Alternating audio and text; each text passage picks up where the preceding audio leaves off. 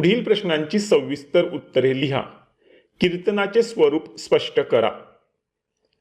उत्तर: गायन, वादन, नृत्य व विनोद यांच्या सहाय्याने ईश्वराचे गुणवर्णन व त्याच्या लीलांचे कथन केला जाणारा लोककलेचा एक प्रकार म्हणजे कीर्तन होय. श्रोत्यांच्या चित्तांत व रसांच्या द्वारे भक्तिरसाचा परिपोष करणे हे कीर्तनाचे प्रयोजन असते. कीर्तनाचे पूर्वरंग व उत्तर रंग असे दोन भाग असतात. पूर्वरंगात नमन, अभंग व त्याचे निरूपण असते, तर उत्तर रंगात पौराणिक आख्यान असते.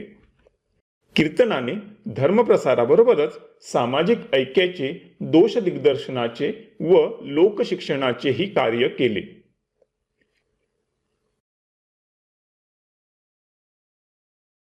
कीर्तनाच्या नारदीय आणि वारकरी कीर्तन अशा दोन परंपरा आहेत. स्वातंत्र्य चळवळीच्या काळात कीर्तनातून समाज प्रबोधन आणि देशप्रेम निर्माण करण्याचा प्रयत्न केला गेला. या कीर्तनांनाच राष्ट्रीय कीर्तन असे म्हटले गेले. नेते, शास्त्रज्ञ, समाजसुधारक अशा कर्तृत्ववान व्यक्तींच्या चरित्रांच्या आधारे राष्ट्रीय कीर्तनातून समाज प्रबोधन केले जाते.